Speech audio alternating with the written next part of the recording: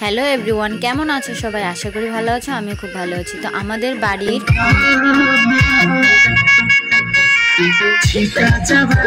মায়ের পুজোর বিদায়ের ভিডিওটা তো দেওয়া হয়নি।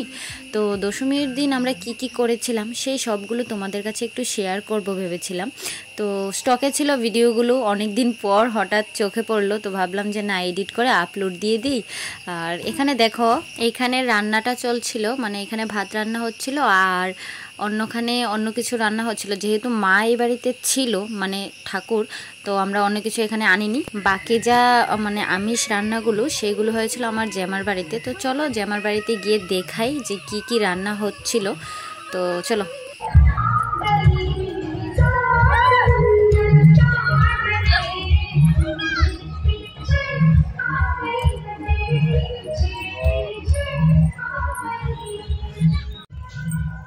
গানা kita রান্না হইতাছে, একটু তুলতে পারলাম। ব্লগ মানেই তো স্মৃতি।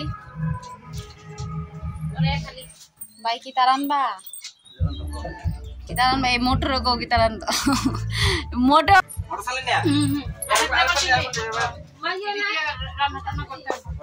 এইদিকে তো উনি আসছিলেন না, মানে নাচ করার জন্য। তো এইখানে বসে বসে কদূর এনজয় করে নিল। যেহেতু ক্যামেরার সামনে আসে না, আর ক্যামেরা তো থাক দূরের কথা, ও নাচতেও ভালোবাসে না, ও এইসব মজা করতে ভালোই বাসে না একদম।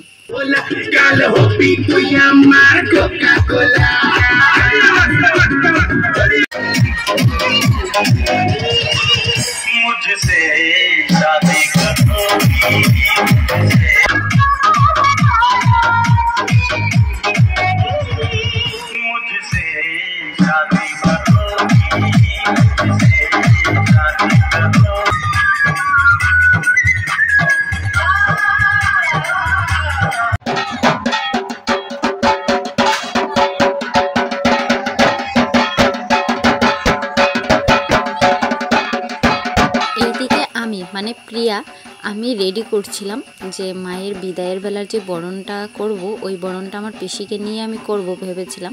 আর এইখানে আমার পিসি আমাকে হেল্প করেছে, মানে যেহেতু পুজোটা পিসির সাথে আমরা সবাই মিলে করেছি, তো পিসি আমাকে একটু হেল্প করেছিল বরণ করতে, মার বিদায়ের বরণটা।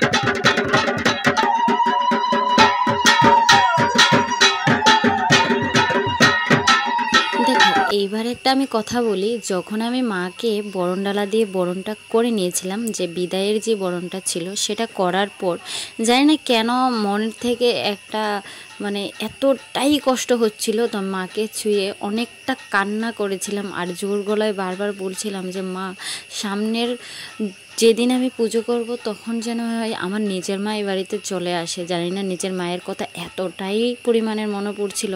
আনন্দ করছিলাম ঠিকই, কিন্তু হঠাৎ এতটাই কান্না পাচ্ছিল যে মাকে ধরে আমি অনেকটা চিৎকার করে কান্না করেছি।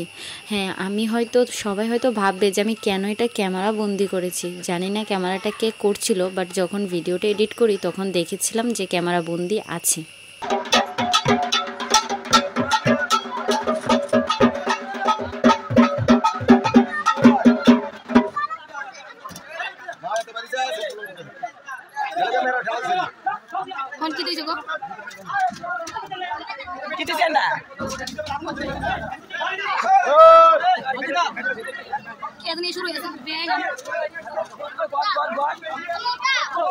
এই মনে দিগা